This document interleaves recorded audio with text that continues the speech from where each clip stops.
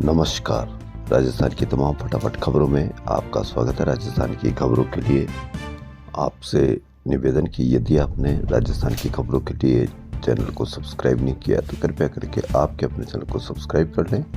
आप सब्सक्राइब करते हैं तो उन खबरों को आप तक पहुंचाने की कोशिश करते हैं जो खबरें आपसे छुपाई जाती है या आपको कवरेज कम दिखाई जाती है। तो क्या है आज की बड़ी खबरें? जी हाँ, दुखद खबर, शिक्षकों की पिटाई से आहत मात्र 9वीं कक्षा के छात्र ने जान दी। कितनी दुखद खबर। फिर भी हम क्या स्कूलों पर इस तरह से लगाम कस पाएंगे कि शिक्षक पिटाई ना कर सके और किसी का बच्चा इस तरह से जान ना दे सके।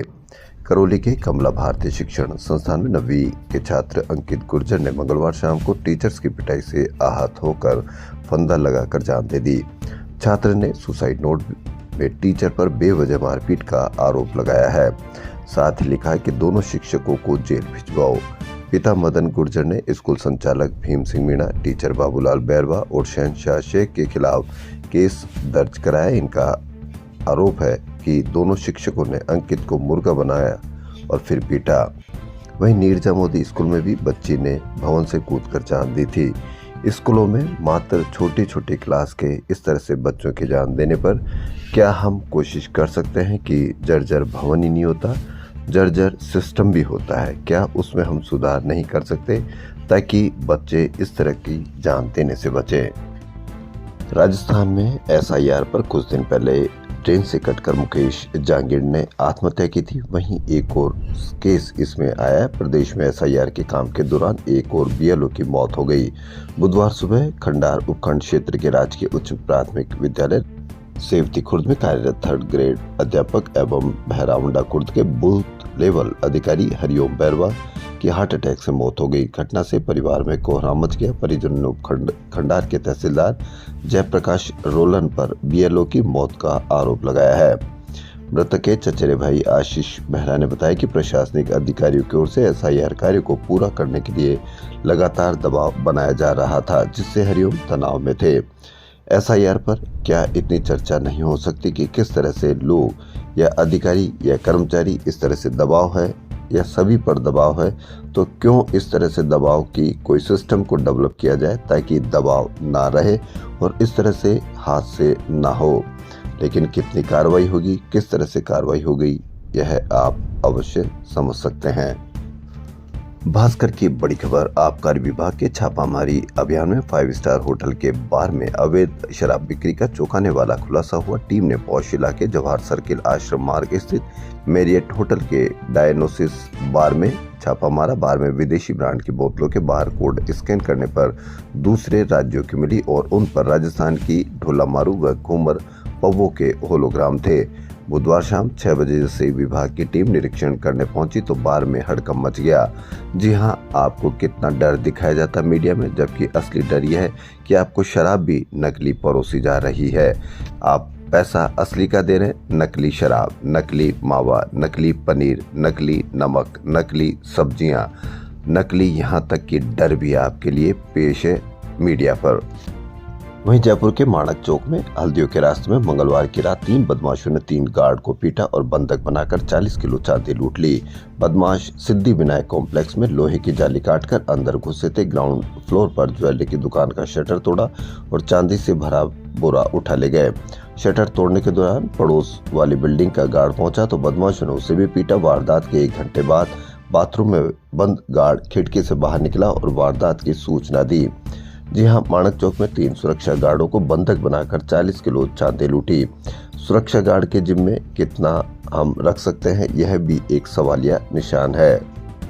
रणथंभौर टाइगर रिजर्व स्थित त्रिनेत्र गणेश मंदिर मार्ग पर बुधवार को बाघ ने पर्यटकों का रास्ता रोक लिया। जानकारी अनुसार बाघिन सुल्ताना T107 का मेल शावक गणेश धाम से दुर्ग तक की टेरिटरी में लगातार विचरण कर रहा है।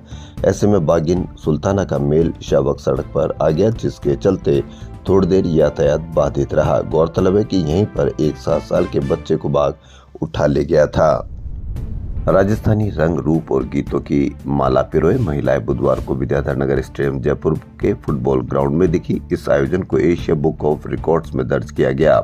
7 संभागों में 6100 महिलाओं ने एक साथ प्रस्तुति दी। विद्याधर नगर स्टेडियम के फुटबॉल ग्राउंड में बुधवार को जहां नजर जाती वहां केवल महिलाएं और प्रदेश की बेटियां दिखी। लाल, गुलाबी, नीले, पीले और हरे लिबास में सजी महिलाओं ने बोड़ला, राजपूती, आड़, बाजूबंद, माथा पट्टी और शीश फूल जैसे गहनों के साथ राजस्थान की संस्कृति को जीवंत किया। 7 साल की बच्चियों से लेकर 65 वर्ष की महिलाओं तक सभी घूमर में डूबी दिखी। राजस्थान में पहली बार राजस्थान पर्यटन विभाग द्वारा 7 संभागीय मुख्यालय जयपुर, जोधपुर, उदयपुर, कोटा, अजमेर, बीकानेर और भरतपुर में एक साथ घूमर महोत्सव आयोजन हुआ। करीब 6000 महिलाएं, युवतियों ने हिस्सा लिया, जिनमें से 1500 से अधिक प्रतिभागी जयपुर में शामिल हुई। कार्यक्रम एशिया बुक ऑफ रिकॉर्ड्स में दर्ज किया गया। अगर आप जयपुर की सड़कों पर वाहन चला रहे हैं तो यह खबर आपके लिए बहुत जरूरी है। ट्रैफिक पुलिस इन दिनों पूरी तरह से सख्त मोड में है। चौराहे पर स्टॉप लाइन दिखे या न दिखे, गाड़ी लाइन पार हुई तो चालान तय है।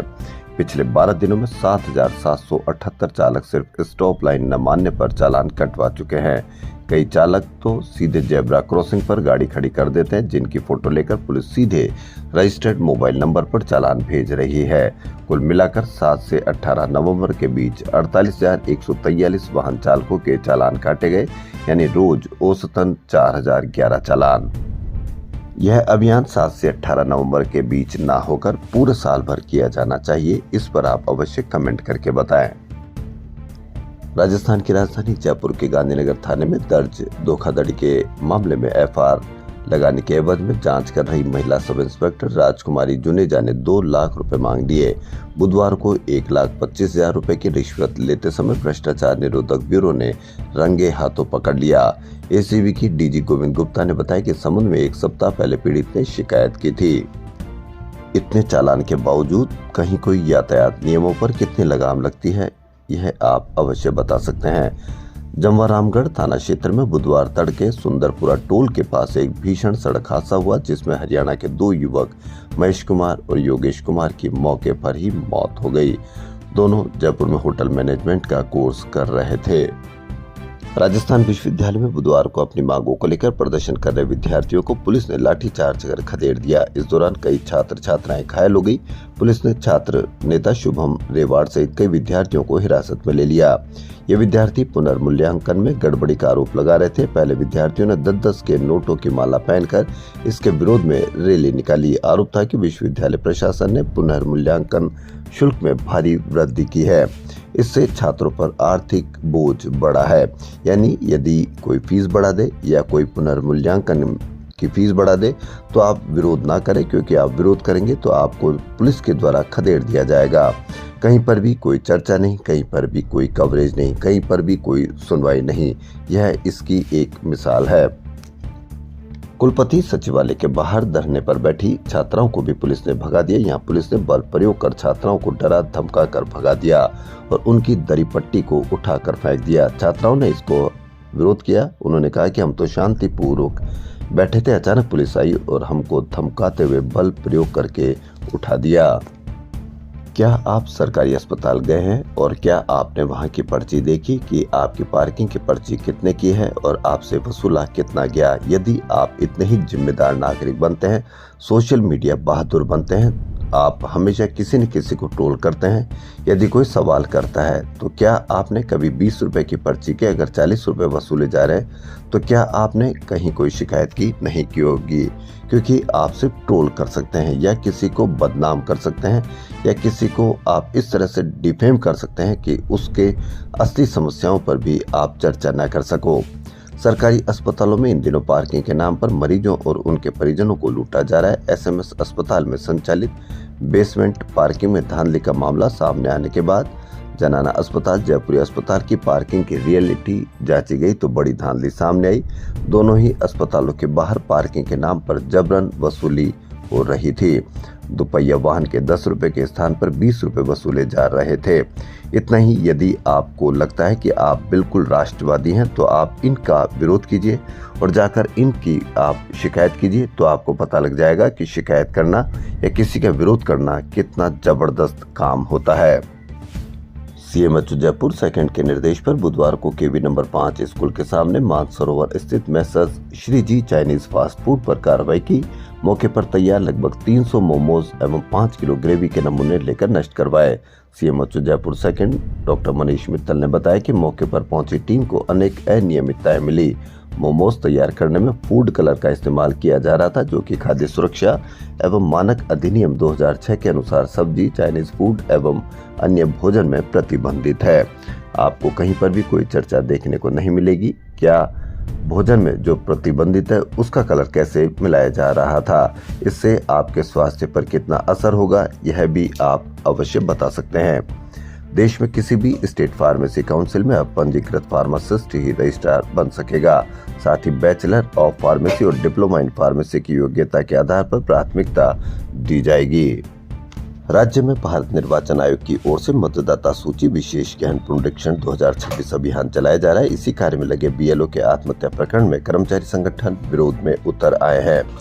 कई कर्मचारी संगठनों का आरोप है कि जिला एवं एसडीएम स्तर पर कर्मचारियों को राज्य व जिलों में टॉप आने का दबाव बनाया जा रहा है। ऐसे में कर्मचारी बेहद तनाव में है। राज्य कर्मचारी संयुक्त महासंघ एकीकृत ने बुधवार को मृतक के परिवार को साथ लेकर राजधानी में प्रदर्शन भी किया। राज्य कर्मचारी महासंघ प्रदेशाध्यक्ष राजेंद्र राणा ने बताया कि प्रदर्शन के बाद महासंघ ने मुख्यमंत्री व मुख्य सचिव के नाम कलेक्टर को ज्ञापन दिया। मांग की कि बीएल मुकेश कुमार जांगीड़ को मानसिक प्रताड़ना देने वाले अधिकारियों को तत्काल निलंबित किया जाए। एसआईआर में लगे सभी बीएलओ शिक्षकों को मानसिक प्रताड़ना नहीं दी जाए, कार्य की अधिकता कम की जाए। मृतक जांगीड़ के परिवार को 50 लाख रुपए मुआवजा दिया जाए। संबंधितों के खिलाफ मामला दर्ज कर जांच कराई जाए। राणा ने बताया कि कलेक्टर जितेंद्र कुमार सोनी ने 1 घंटे की बातचीत में महासंघ के सामने प्रकरण में खेद जताया। प्रदर्शन में महासंघ प्रमुख महेंद्र सिंह, संरक्षक सियाराम शर्मा, मुख्य महामंत्री नवीन शर्मा व महामंत्री विपिन शर्मा सहित अनेक कार्यकर्ता व पदाधिकारी शामिल हुए। वहीं राज्य मंत्रालय कर्मचारी महासंघ के प्रतिनिधिमंडल ने प्रदेशाध्यक्ष राज सिंह चौधरी के नेतृत्व में नवनियुक्त मुख्य सचिव वी श्रीनिवास से सचिवालय में मुलाकात की। नए सीएस के रूप में कार्य ग्रहण के बाद महासंघ ने उनका स्वागत किया और बधाई दी। इसके बाद मंत्रालय कर्मियों की बजट घोषणाओं और डिमांड के बारे में अवगत करवाया गया।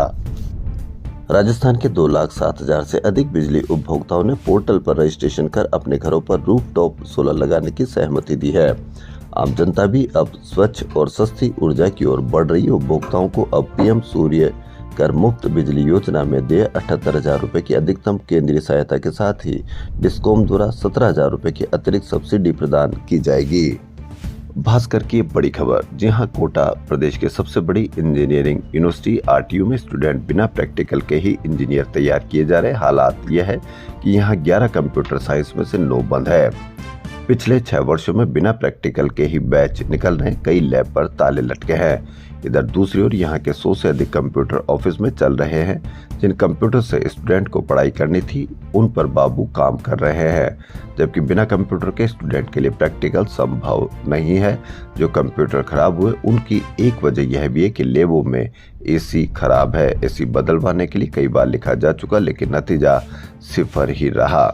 यानी आपके बच्चे असली इंजीनियर नहीं बल्कि नकली इंजीनियर बन रहे हैं। लेकिन आपको कहीं पर भी कोई चर्चा नहीं कि आपके स्कूलों में लैब है या नहीं है। आपको बताया जाता है कि स्कूलों में खुदाई के दौरान आपको क्या मिल गया और इससे आप आहत हो सकते हैं।